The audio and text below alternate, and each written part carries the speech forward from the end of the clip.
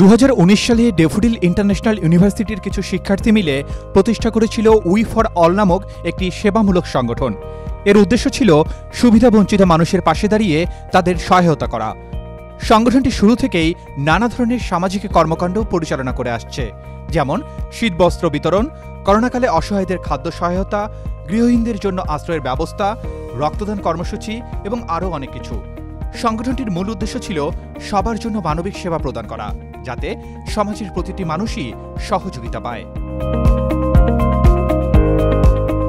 তবে we for all এর অন্যতম বিশেষ কার্যক্রম হল রমজান মাসে ইফতার বিতরণ কর্মসূচি। প্রতিবছর রমজান মাসে সংগঠনটি অসহায় এবং দরিদ্র মানুষের জন্য ইফতার বিতরণের আয়োজন করে। এবারে রমজানেও সংগঠনটি এই কার্যক্রম চালিয়ে গেছে। শুধু ঢাকা শহরেই নয়, দেশের বিভিন্ন স্থানে ইফতার প্যাকেট বিতরণ করা হয়েছে। এতে অংশগ্রহণ করেছে বহু ছিন্নমূল পথশিশু, দিনমজুর এবং দরিদ্র পরিবার। উই ফর অল এর স্বেচ্ছাসেবকরা তাদের সময়, শ্রম এবং ভালোবাসা দিয়ে এই কার্যক্রম বাস্তবায়িত করছে। তারা পুরো রমজান মাসে একযোগে কাজ করেছে, ইফতার প্যাকেট প্রস্তুত করেছে এবং বিভিন্ন জায়গায় পৌঁছে দিয়েছে। এটি শুধু একটি খাদ্য বিতরণ ছিল না, বরং মানবিক সহানুভূতির এক বিশেষ উদাহরণ।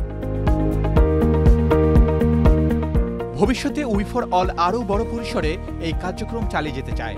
তাদের লক্ষ্য হল সমাজের সব শ্রেণীর মানুষের পাশে দাঁড়িয়ে তাদের সাহায্য করা এবং আরও অনেক বেশি মানুষের মধ্যে সহানুভূতির বার্তা পৌঁছে দেওয়া।